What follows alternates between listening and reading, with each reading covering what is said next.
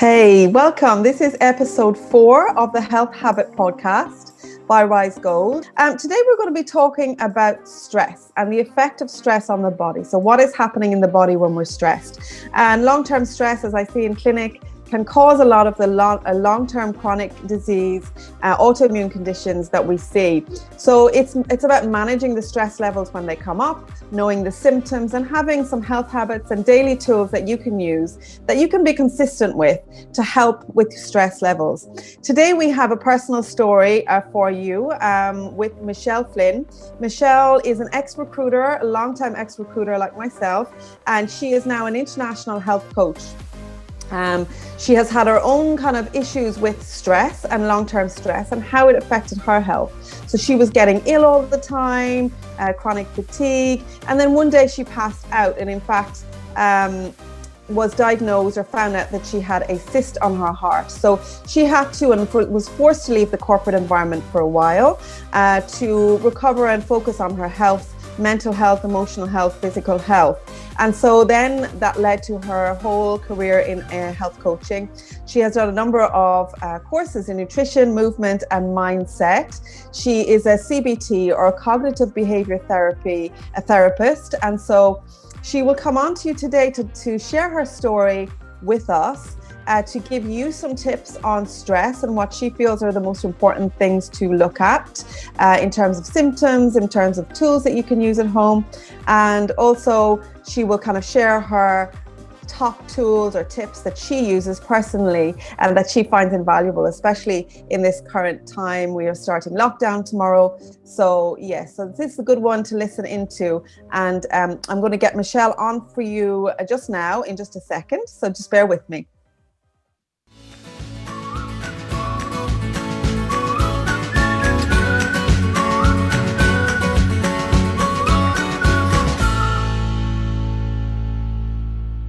Back to the beginning in terms of your starting point in recruitment and exactly what happened. Fill us in. That was a very long time ago. So yes, I started in recruitment in 1997. So I always sort of find out who in the room that was born around that point, and makes me feel very old when I realise there are people in recruitment that weren't born when I started in it.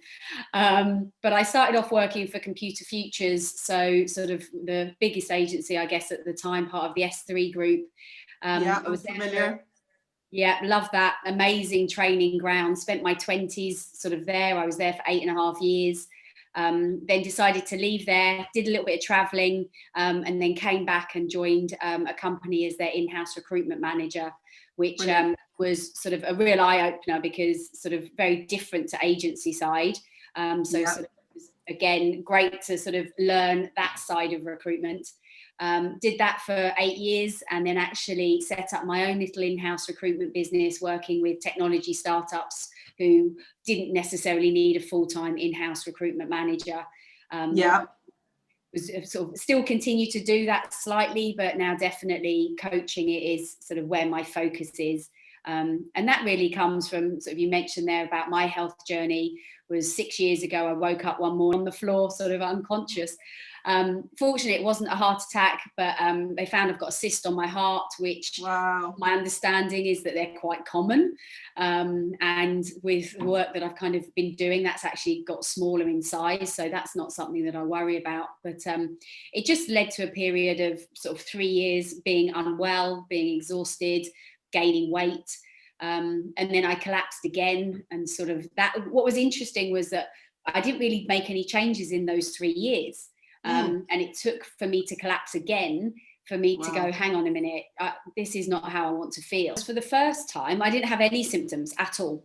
So the only thing I had was the day before I collapsed, I had a pain in my left shoulder.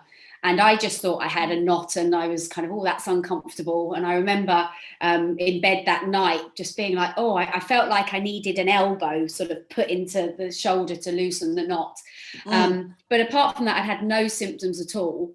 And then when I woke up the next morning, what they actually thought that created the symptoms is something called costochondritis, which is basically the cartilage and the ligaments between our rib cage. They become inflamed, and that can be from too much laughing, which it could have been in my case, too much coughing, picking up something heavy, and it basically shows as a heart attack. So it's quite a common sort of thing that is misdiagnosed when people think that they're having a heart attack. And it was only because of rushing me to the hospital and all the tests that they did to find out what was wrong. When they did the chest x-ray, that's when they saw the cyst on my heart. And that's then when I went and had sort of the full MRI to work out, was it in a dangerous place? Yeah, I'm sure you got a fright. It sounds quite serious, doesn't it, when you find out first, you know, anything to do with the heart, obviously.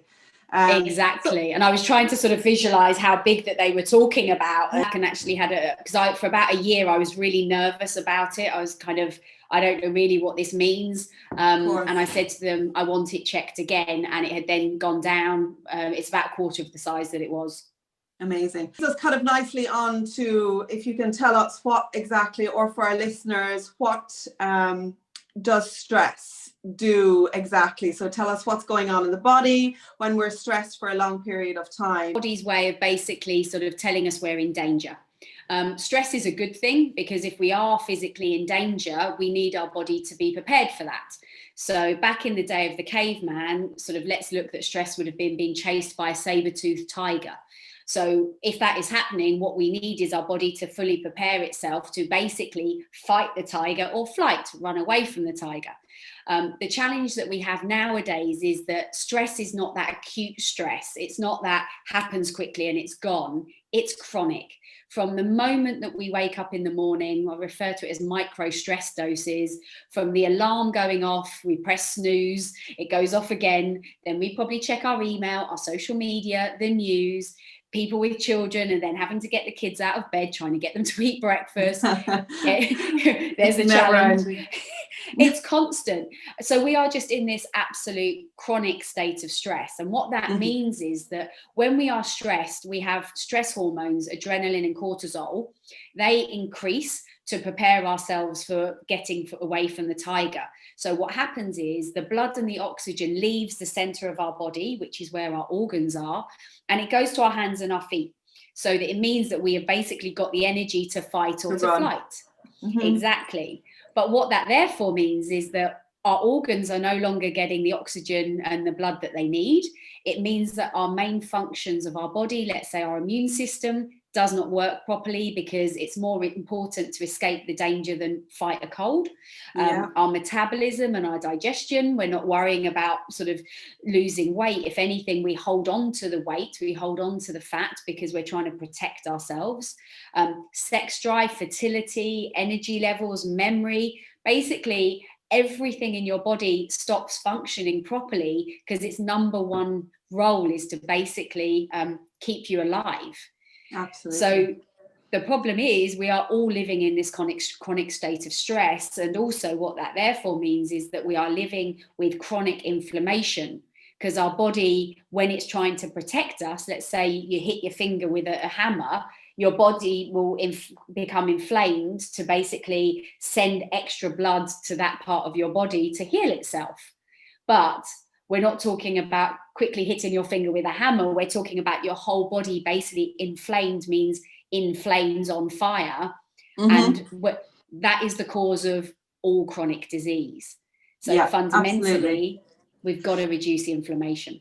Completely. And I see in clinic all the time, you know, all of the issues that have come up, chronic or otherwise, are usually rooted in initial long-term stress that hasn't been dealt with.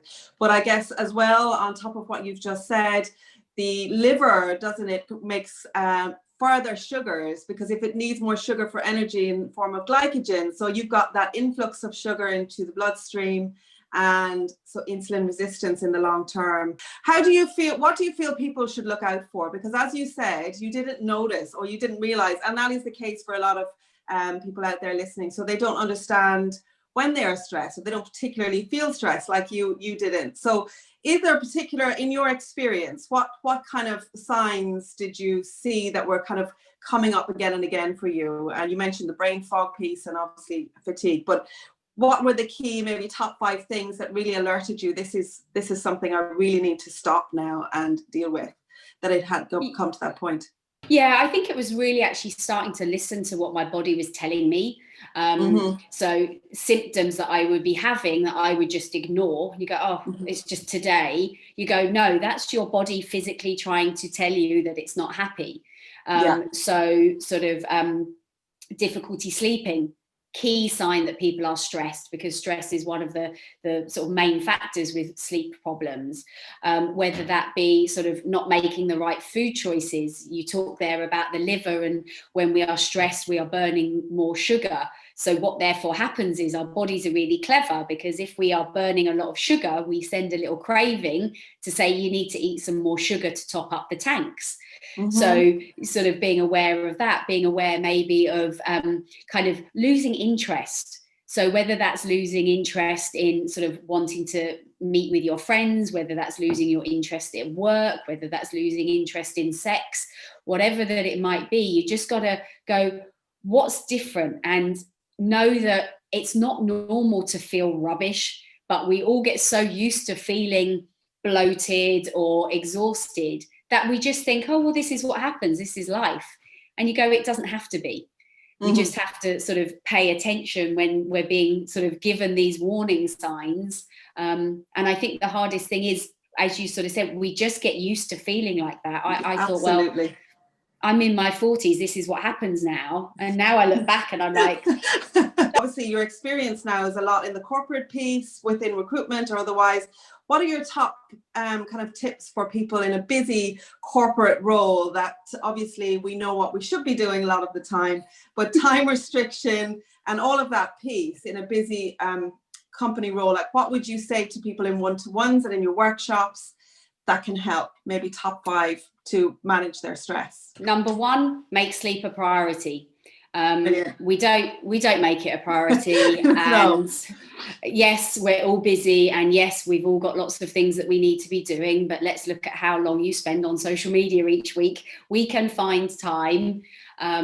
So that's it. If you have to be up at 7 o'clock in the morning, that means to get 8 hours, you've got to be getting asleep at 11, which means you probably want to be in bed for about 10:30. So set yourself up to succeed when it comes to sleep.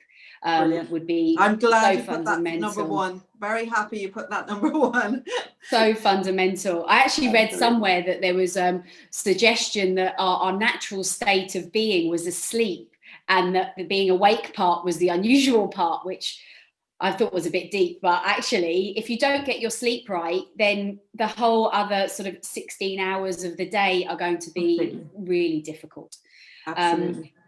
The second one would be your morning routine. So once you've had your lovely night's sleep, let's look at what you do when you get up in the morning. Give yourself the chance for success. If you roll out of bed last minute, you grab a sort of highly sort of sugary breakfast straight to your desk, haven't seen any daylight, particularly now with sort of being in lockdown. This is a challenge for people. That is not going to help. So think about what you're doing in your morning. Try and get out, try and get some fresh air. You need daylight to start the hormone process of moving from your sleep hormone melatonin to your day hormone serotonin. That is done by daylight hitting your eyes. So number 2 is get outside in the morning, get some fresh air, make sure you've got that good morning routine. Number 3, you are what you eat. Fundamentally, if you put rubbish in, you're gonna feel rubbish.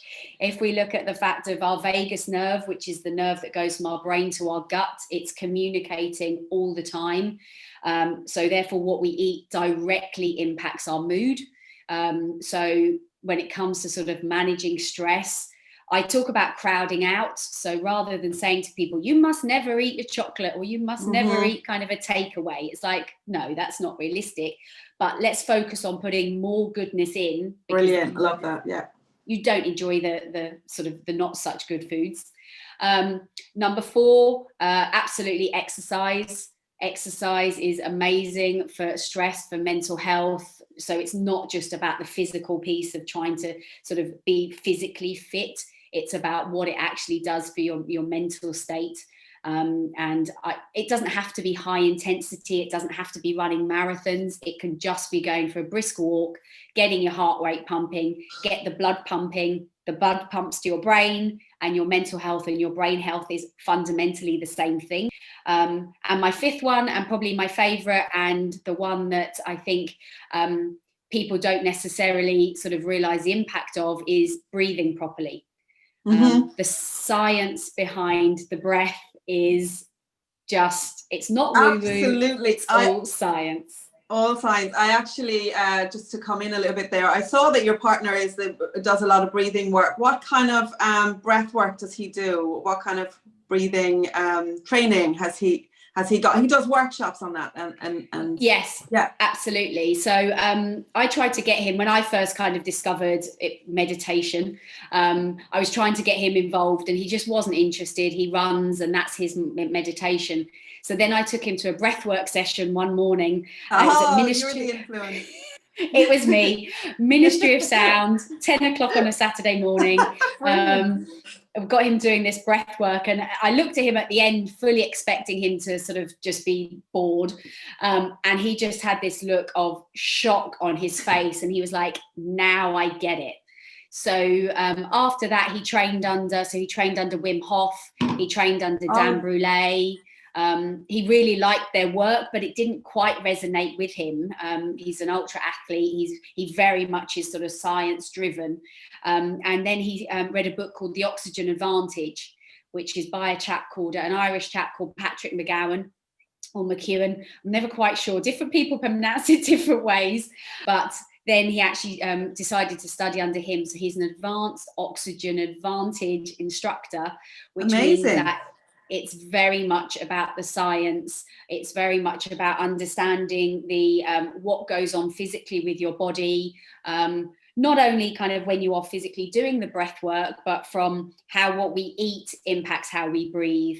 For recruiters or any salespeople or anyone that talks a lot in your job, that means that you are constantly mouth breathing, which means you shallow breathe up into the high part of your chest, which is not where basically the oxygen advantage happens. So what he does is he trains people to breathe properly for stress. So great way for stress relief, for sleep, whether that's getting people to sleep or whether it's helping them with sleep apnea, but also for sports performance. You can increase your performance by about 15% through breathing properly. Brilliant. So it's fantastic. I'm spoiled having him in the house because I am just constantly doing it. Absolutely. What a great team, the two of you, to work together in that respect. What do you think of bedtime routine? I know you mentioned the morning, but I feel like the bedtime routine in terms of junk light that we have all the time really affects and has a knock-on effect on the levels of deep sleep that we get. Personally, I measure the levels of sleep, the REM and the deep sleep, and it's so interesting. I use this ring, but it's so interesting to see the little things of just, testing, looking at your phone later or being outside at a sunset, and the difference that has on the deep sleep and the REM sleep when we're actually repairing connective tissue, etc. So it's really interesting to see those levels. What do you feel about bedtime routine for people? Because oftentimes, when we're stressed, that we don't think of that piece either. And, we're working right up until sleep. So, absolutely. What I think is fascinating is that sort of we know that to get children to sleep, we tend to follow a certain routine. We feed them at a certain time, then they probably have a bath, then they probably have a bedtime story, a little cuddle, and then they go to sleep. Hopefully, obviously that's not always that easy, but you get the idea. And then suddenly as adults, we go, well, let's just tear up the rule book and let's just sort of do all of those things that are going to so eating heavy food late at night. That means that your body is going to be focusing on digestion rather than sleep. Being on the screens, that confuses your hormones. It's telling your body it's still daylight because naturally our hormones are released as the sun goes down. So we need to move away from the screens. We watch box sets late into the night, or we read the news, which at the moment, don't anyone read the news before going to bed. It's never going to be. Just don't do it. It's not going to be a good thing. So it's about sort of going, okay, if I need to be asleep at 11, you almost need to start preparing yourself from about 9 o'clock, where you go, okay, sort of making sure whether it's having a relaxing bath, whether it's reading a book, and I know this is hard because we've all got life that we've got to be doing and the washing, and I get it's really hard, but at the same time, how much time do we waste sitting down watching box sets or scrolling on social media? So it's making it a priority, getting into bed so that you've got enough time to just relax yourself. And then again, we come back to breathing, putting a little breath practice in before you go to sleep, whether that is simple counting breathing, whether that is visualization, whether that's the sound of waves, whether that is one of the sleep stories, whatever works best, because everybody's different. But that just lowers the heart rate, lowers the blood pressure and the body temperature, and then just prepares us for going to sleep. Brilliant. Do you have any particular apps or that you use that you can recommend to people in terms of meditation or guided meditation, if, for example, they have never done a meditation before and need to get started? Yes. So the two big ones are Calm and Headspace. For me, that is a complete personal choice. I like Calm. I like the voice on it. You have to like the voice when it comes to meditation. So for me, that just works really well. There are morning meditations, there's sleep stories. There's an amazing sleep story with Matthew McConaughey, which, to be honest, I just listen to his voice because I think it's brilliant. It does, I'll be honest, it doesn't get me to sleep because it just reminds me of all the films that he's in. But sort of Calm is a brilliant way to start because it's simple. You just go onto the sleep bit and then you just pick how long you want to sort of do your breathing before you get to sleep. Headspace is very, very similar. As I said, they both do some free sections before you have to subscribe, so you could test out both. Insight Timer is a free app. There are thousands of different meditations on there, so that is brilliant for choice. Sometimes it can be a little overwhelming because you could sort of start one and think, oh, I don't quite like that, I don't resonate with that person, but you can also bookmark the instructors that you like. So I now have got about 30 meditations that I know really work for me and I use them with my clients. And then kind of I do the breath work through my husband. He does that on Instagram. That's all free on there as well. That's much more of a sort of like he does some applied breath work where you'll do some breathing and some writing. So that's really good for unblocking maybe any things that are sort of holding you back. But even on Spotify, there's so much out there. Or simple things. I do something if I'm struggling with sleep, which sort of at the moment, obviously people are, I do tactical breathing, which is used by the Navy SEALs, and it's also called box breathing, because what you do is you visualize a box, you breathe in for a count of 4, you hold your breath for a count of 4, breathe out for a count of 4, hold for a count of 4. So brilliant. It can be as simple as that. Exactly. And it's those kind of things where it's easy for people to remember in terms of the box breathing. I'm going to talk about CBT in a second. I just want to quickly talk about cold water therapy and sea swimming because it's my favorite topic right now, but also, you know, I know you do a little bit of that as well. So in terms of your experience, how do you feel kind of when you've been in the sea in cold water? What do you kind of in terms of what's happening in the body as well for you? Tell us a little bit about your experience. It is amazing. That's why you're moving here, isn't it, from London? Every minute before, it's so true. Every minute before I get into the sea, I'm hating it. And then the minute I get in, I'm just like, this is amazing. And for those people who aren't near the sea, you can do it at home. You can do it with a cold shower. Yeah. So when you finish having your shower, just slowly turn it to cold and stay under the cold water for as long as you can. The ideal is to build up to 2 minutes. But if you start with 10 seconds, it's 10 seconds. Even if you just splash cold water on your face, what it basically does is it's amazing for anti-aging, because in our cells we've got our body batteries, which are called our mitochondria, and when we go into sort of cold exposure, the less powerful batteries die off because they can't cope trying to heat our bodies up, and therefore when they die off, that creates room for new batteries to be formed. So it's brilliant for anti-aging. Wim Hof. Autophagy.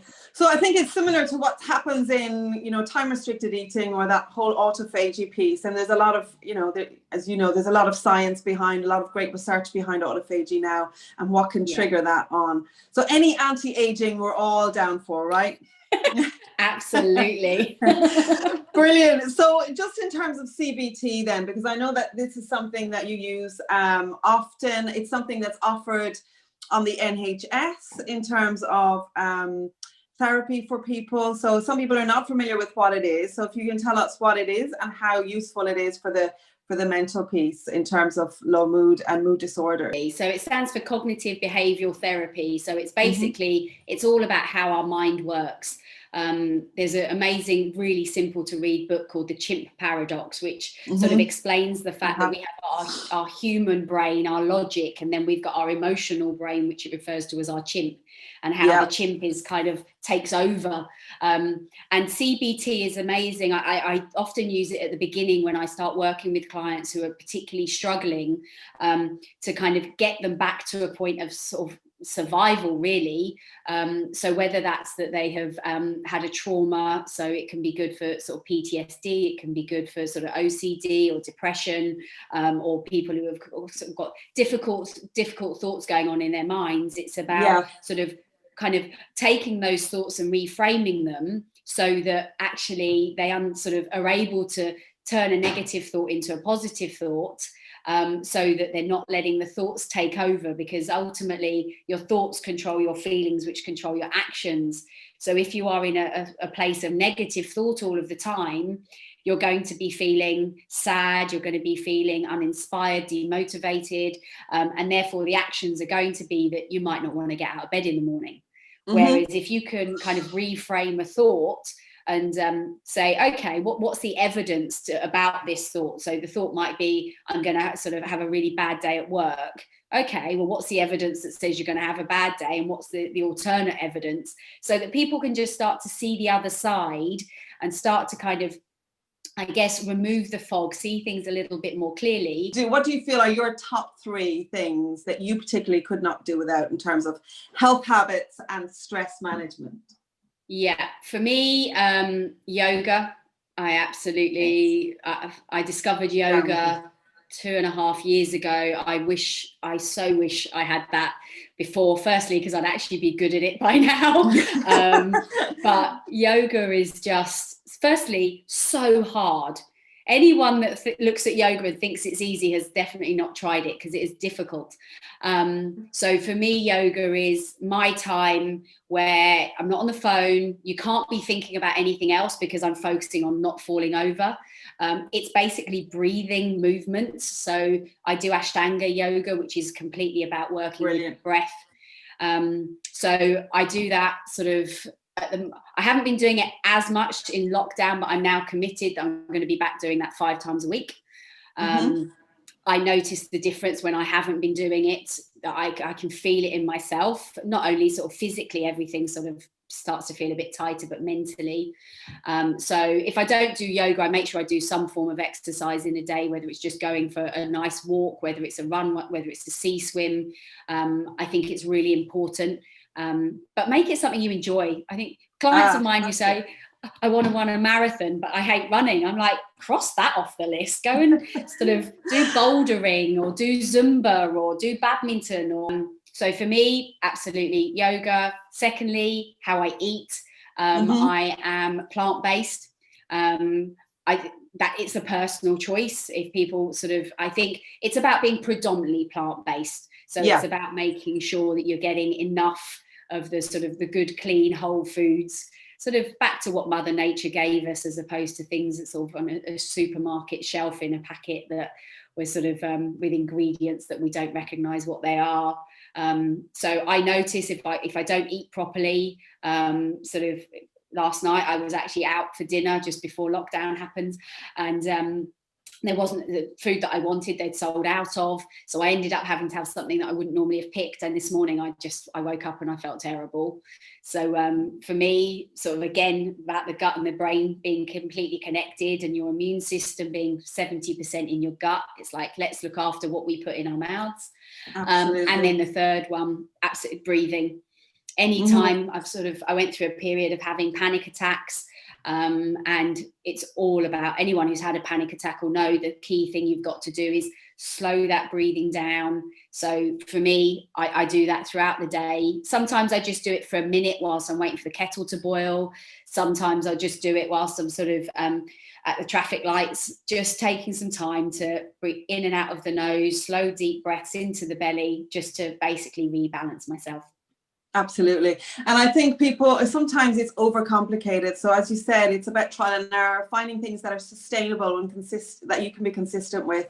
It doesn't have to be big major changes, but the small ones that matter. Pick 3 things. And I think for people that are really, really stressed and in a downward spiral as such, as you mentioned before, it's literally just interrupting that cycle, whether that be getting outside for a few minutes, and it all kind of flows upwards a little bit more from there. It's kind of interrupting the cycle, isn't it? Because it really is a cycle, stress, in terms of hormone balance, etc., and cravings. Yeah. Anything else you'd like to add for today, Michelle, that you would like to, that you feel listeners would benefit from?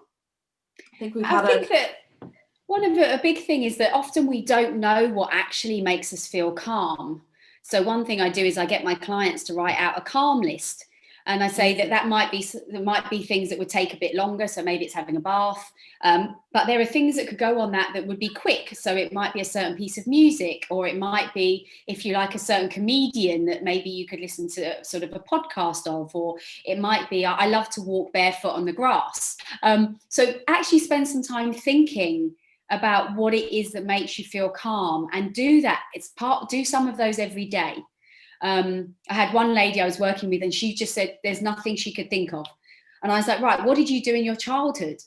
And she spent some time, she messaged me and she said, I found it. She said, I loved colouring in.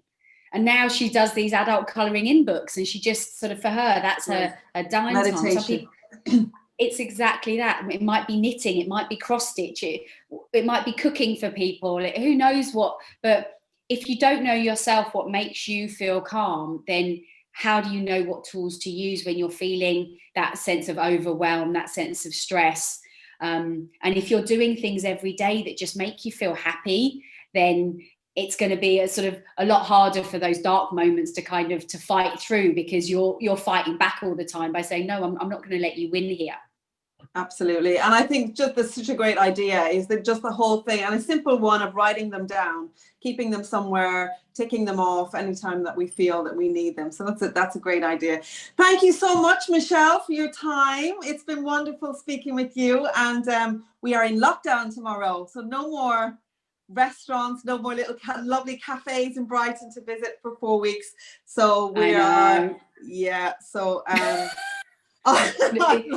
we're going to all be bored of our food. I know, but I think this time, as you said, we're a little bit more, I think in general, we're maybe a little bit more prepared going in.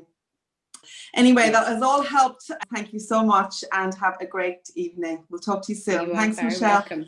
Thank you. Bye. Bye.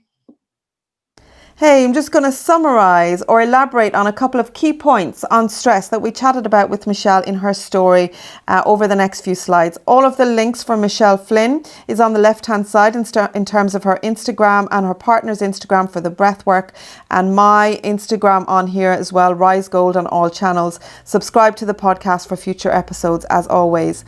So all stress is not bad, as we know. There's a level of stress called good stress, or EU stress, which is the body's natural response when it senses danger. And this stress we need to be productive, to be motivated. It's when we have those micro stressors every day, and they're long-term, they affect cortisol response on a long-term basis, and cortisol remains elevated, that we start to experience the negative effects in terms of long-term chronic disease, which I will summarize in the next slide. But for now, I'm just going to quickly go through the main stressors that we experience. So we've got them coming from physical, mental, emotional, chemical, nutritional, electromagnetic, and thermal stressors. So as you can see, I've given you some examples here. Physical stress is under exercising. So we can also overstress the body by doing too much exercise and not recovering, or giving the body a chance to recover nutritionally and physically. mental stressors like too many pressures, verbal or mental abuse, emotional stressors, repressed emotions, which I discussed in the last episode on releasing those stagnant emotions through yoga and movement, chemical stressors like drugs, pesticides, parabens in the environment and in our food, nutritional stressors, nutritional deficiencies, when we eat too much inflammatory food and preservatives, etc. Too much or too little food also. Electromagnetic stressors, X-rays, radiation, and that junk light we talked about from our devices, from our internal lighting. Thermal hypothermia, so extreme elevated temperatures. All of these coming from different stressors can exactly cause the same activation of the HPA axis or stress response. So the body doesn't know what the stress source is. The exact what happens in the body is the same for each of these stressors. So we don't feel stressed all the time. So we do have to be really mindful of incorporating those stress management techniques on an ongoing basis. So cortisol is the master hormone. When we're constantly in that flight or fight stage, as Michelle was explaining, we have lower immunity, musculoskeletal issues with tense muscles all the time can be migraines, aches and pains in various places. We have increased high risk of cardiovascular events because cortisol, chronic stress can cause damage to the blood vessels in the long term. We have endocrine system suffers. So endocrine system, your metabolism, your growth and development, your mood, and then blood sugar imbalance, part of the endocrine system, as explained. So we also get those sugar cravings to increase energy. We eat more sugar, but in conjunction with that, we also have the liver producing extra sugar via glycogen, which is all pumping into the blood. And after a while, the insulin response stops working correctly when there's too much sugar in the blood, which means, as we mentioned, insulin resistance and long-term diabetes. In the short term, we have initial digestion issues like leaky gut, which leads to further, dysbiosis, which leads to further digestion issues, which I will explain coming up shortly. And I have explained this also in the gut episode, so just have a look at that, episode 2. And then in terms of long-term stress, so in long-term chronic stress, then we see, and I see in clinic, so we can have food intolerances, hair loss, digestive disorders. Leading from the dysbiosis, we can get IBS, SIBO, and leaky gut, and that's just naming a few. Thyroid function disorders, so hypo or hyperthyroid, where the thyroid is not functioning properly, affecting our metabolism. Autoimmune conditions, arthritis, cardiovascular events, like we said, mood disorders, obesity, adrenal and chronic fatigue, diabetes, insomnia and sleep disorders, skin issues like psoriasis, eczema, rosacea, acne, sexual dysfunction, and weakened immunity. So in terms of stress management, we covered most of them in the interview. So meditation, and whatever meditation works for you. And as always, these health habits are very much what works for you. What do you enjoy? What can you continue with? Not what everybody else is doing. So what type of meditation do you prefer? Is it breath work? Is it focusing on the breath? Is it transcendental meditation where you're focusing on a mantra? Is it... So we can look maybe at the oxygen advantage. That's one that I hadn't heard of before. And Michelle's partner does that. So as she said, have a look at that book, The Oxygen Advantage. Wim Hof techniques. Wim Hof has an app as well where you can do his breath work. Yoga, yin and yang. I've covered that in a previous episode, and we will do a lot more episodes on yoga. Exercise, any type of movement. Cold water therapy, like we discussed. Infrared therapy, again, is a lot of science behind this in terms of the infrared light and its effect on the muscular tissue and overall systemic inflammation. Nighttime and morning time routines. Look at your sleep hygiene. So again, that's the nighttime piece. Make it a habit. What works for you to wind down at night?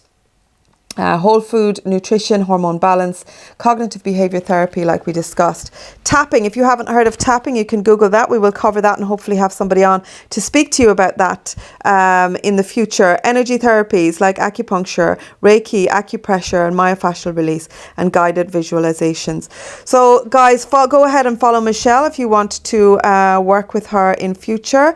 And thank you so much for listening. Please don't forget to subscribe, review, rate, review if you like what you hear, and we will speak to you next week. Thank you again. Bye-bye.